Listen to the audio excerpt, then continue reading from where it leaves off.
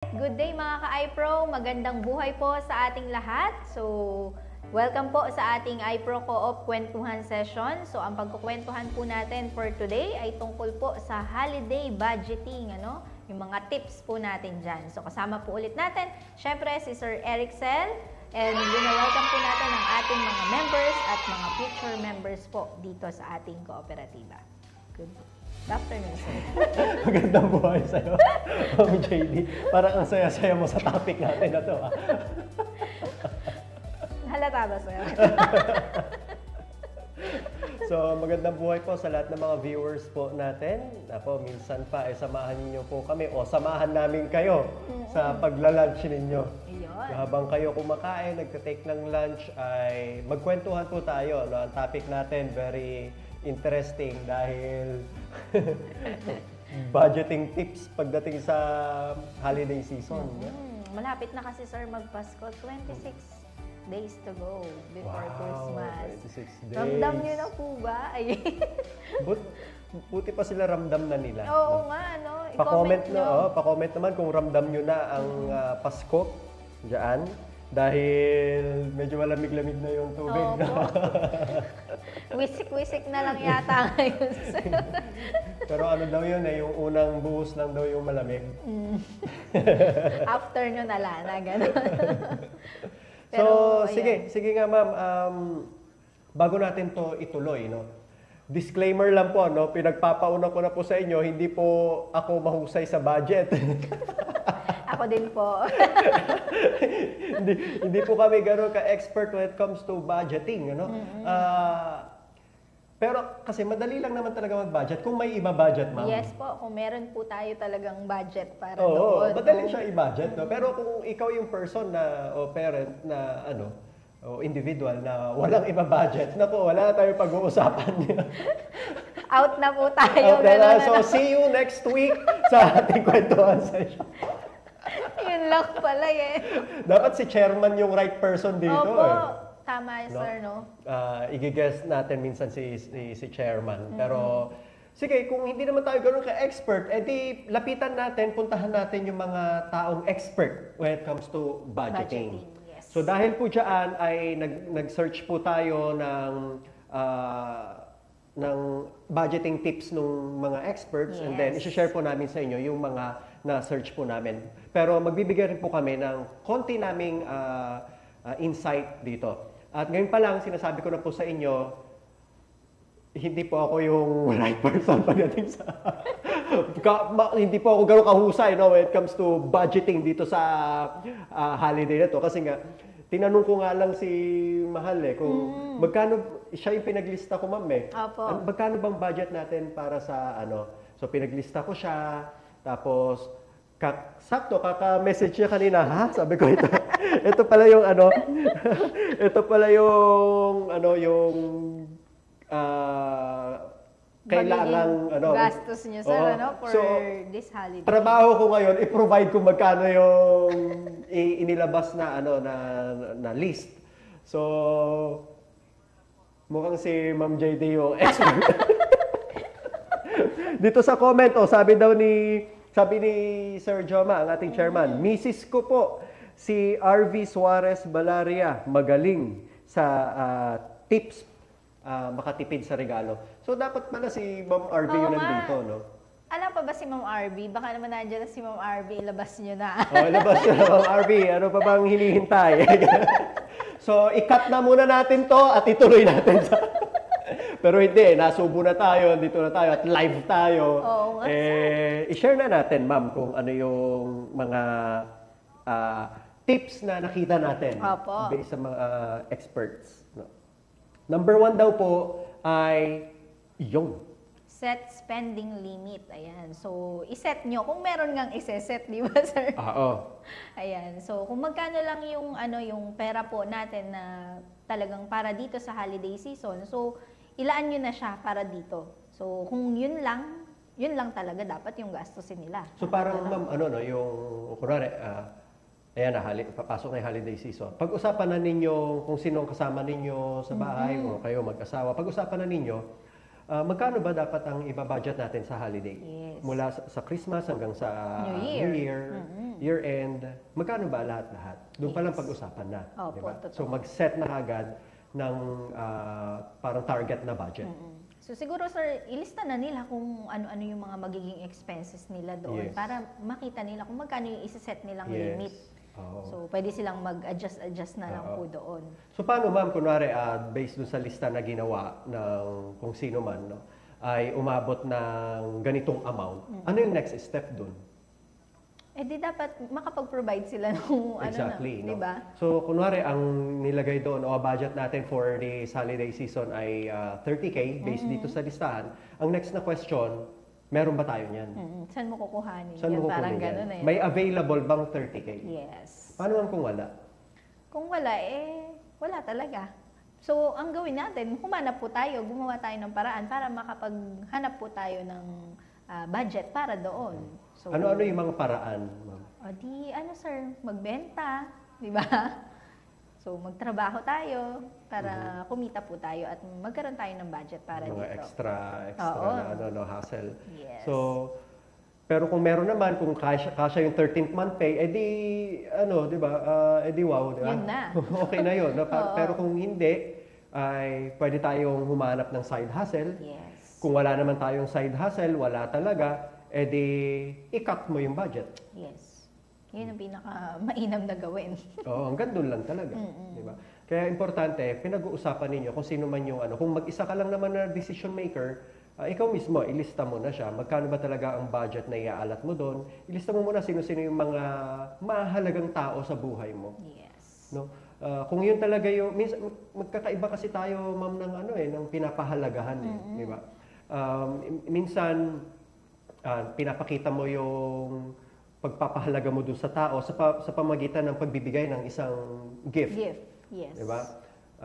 Minsan naman, hindi sa paraan ng pagbibigay ng gift, kundi sa ibang way mo naman pinapakita. So, may kanya-kanya tayong way Yes. para doon. However, mahirap din talaga na i-disregard yung usaping pera pagdating sa holiday season dahil gagastos at gagastos ka eh. Yes. Kahit sabi mong maliit, maglalabas ka pa rin ng pera. Kaya dapat pag-usapan, magkano ba talaga ang iaalat nating budget? Ang next doon, pag napag-usapan na, next is, saan manggagaling? Yes. Kaya ba? Diba? Kasi kung hindi kaya, humanap ng paraan. Kung hindi makakahanap ng paraan, ay i-cut yung budget. Diba? Ang worst kasi dyan, ma'am, pangungutang. Diba? And sa most cases, yun ang mangyayari. So, Actually, yun yung nangyayari. oo, yun po yung pinangungutang. nangyayari. Yes. Kaya, maligayang Pasko at bagong taon. Ganun lang rin, wala nang manigong Walang bagong taon. manigo. Kasi alam mo, next year, darating na yung mga bills mo eh. No? So, next tayo, ma'am. Ayan. Spending limit. May mga nag-comment ba?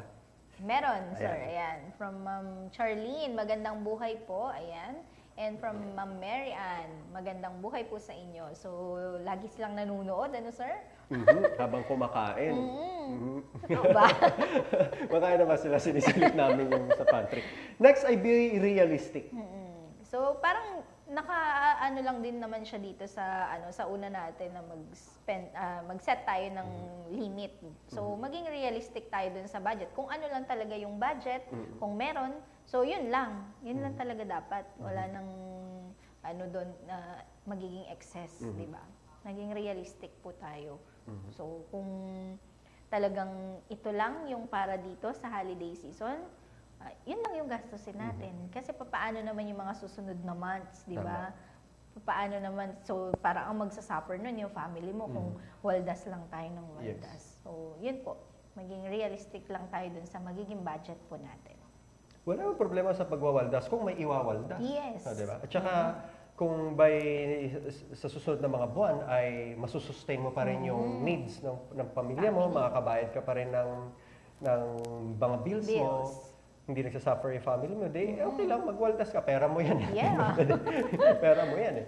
So, pero kung walang iwawaldas, yun yung question diba?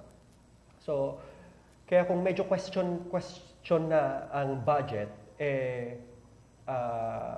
kailangan maging realistic talaga dun sa, for example, may naiisip mo yung taong mahalaga sa iyo, bibigyan mo siya ng ganitong something, na gano'n.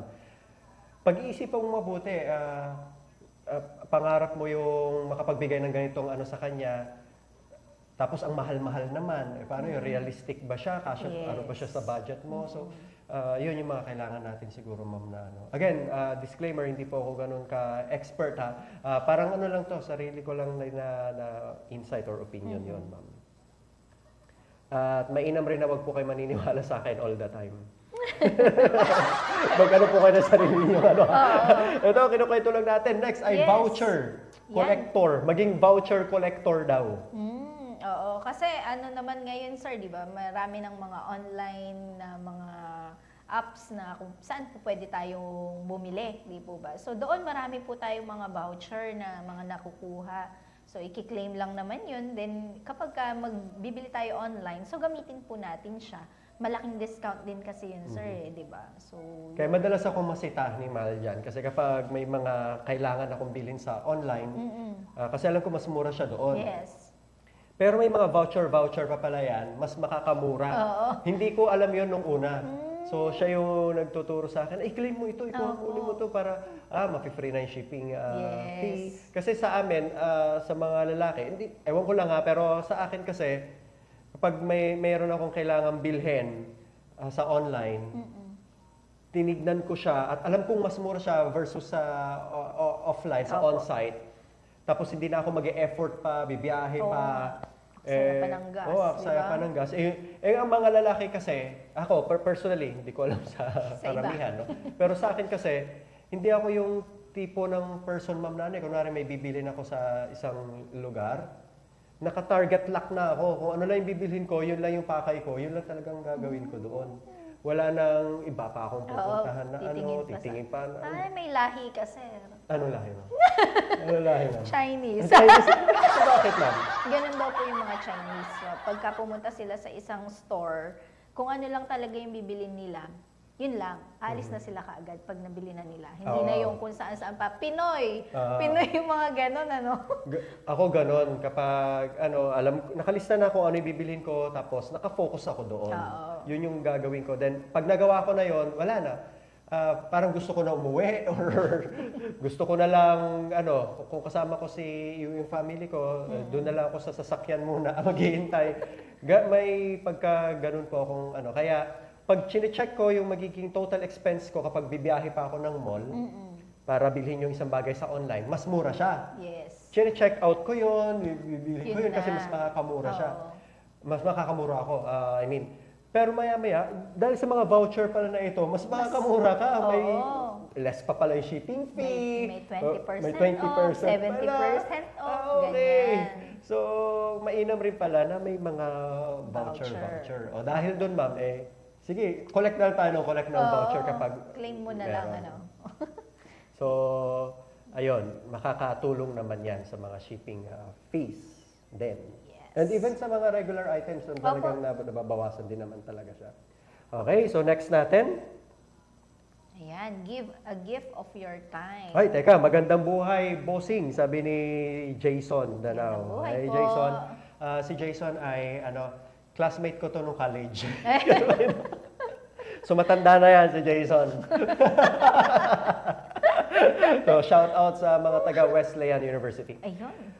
Especially sa mga teachers mo, sir. Anong kurso na nga ito? BA Communication. Yan, si Jason. From, Gabaldon. Ayun. Siya yung nanalo, ma'am, nung cash doon sa Ay, wow! Napakabongga naman. Nung natin. Yung SGA? SGA, Special General Assembly. Ayun, mukha a-attend yun. Alright, so next ay give a gift of your time.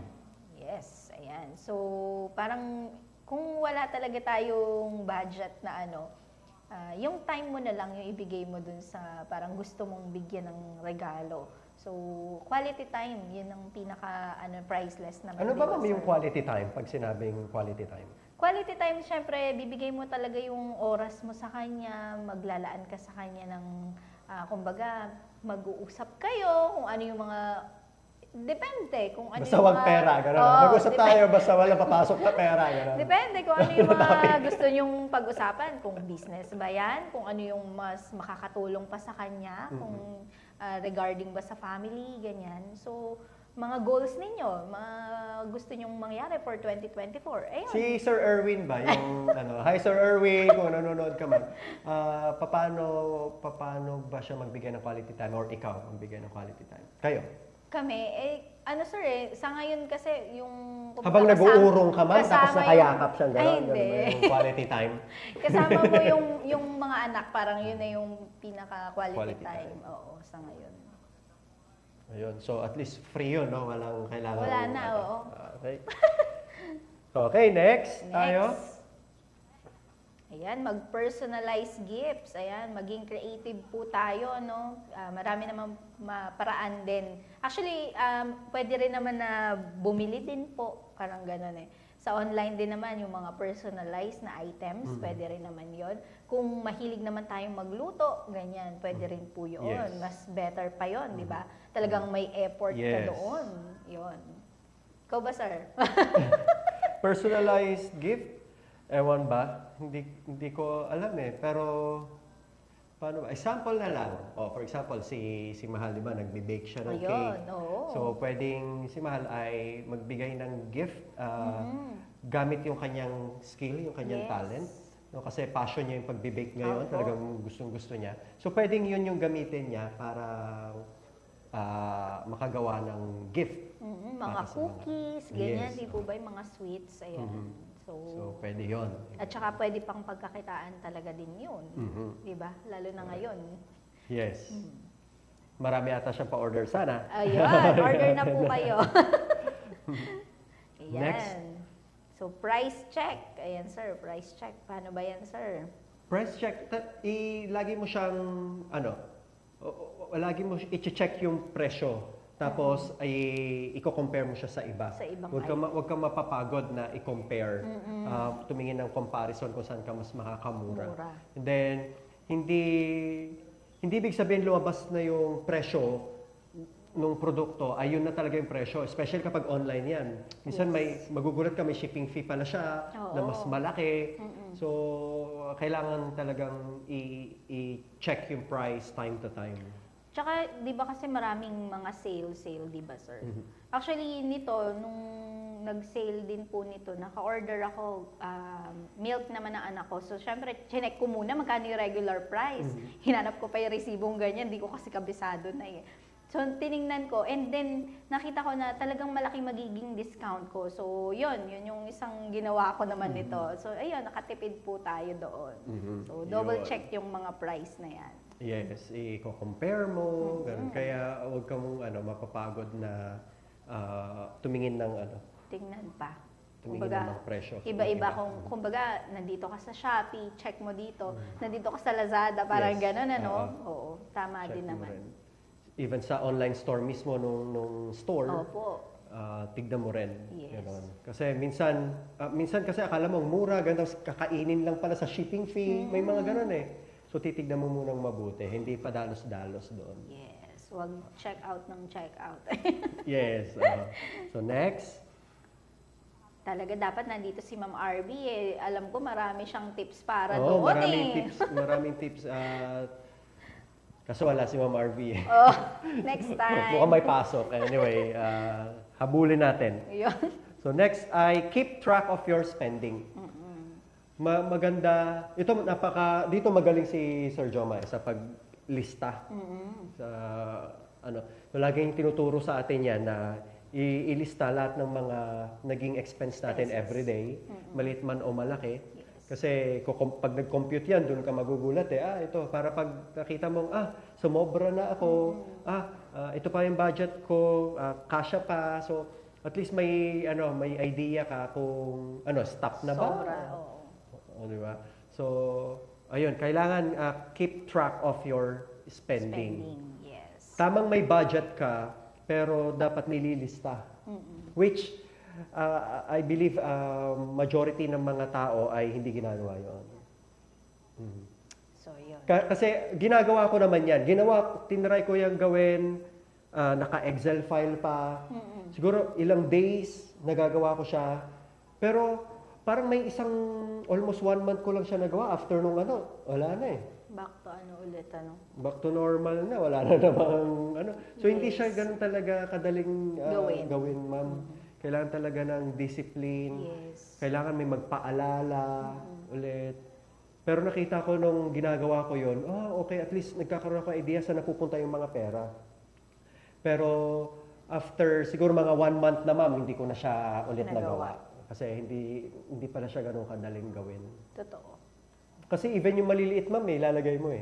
Date, yung maliit. Kahit na 5 piso yan. 5 piso, kung magkano, tapos saan siya napunta. Yes. Ganun na yung ginawa ko sa Excel file. Ayun. Ayan. So, keep track of your spending po. Pero ang pinaka-importante, ma'am, dito, is at the end of the day, sa list, wala to sa nakita ko. Huwag kayong ma-pressure. Huwag kayong ma-pressure to the point na parang iniisip mo na required, no? Required na required na magbigay ng gift sa mga loved ones. Yes. Teka, parang nagkaroon Nawala ba tayo? Nawala ba tayo?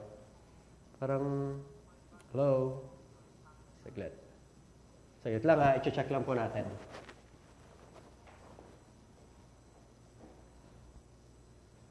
Dito lang yata, sir. Okay lang yata, sir? Yan. So, live So yun, ma'am, huwag mape-pressure, no? Na parang ilalagay mo sa shoulder mo na necessary na kailangan magbigay. Kailangan bumili ng something para may maibigay. Kumbaga, kung wala talaga, huwag ipilit. Yes. Hindi po kasalanan yun.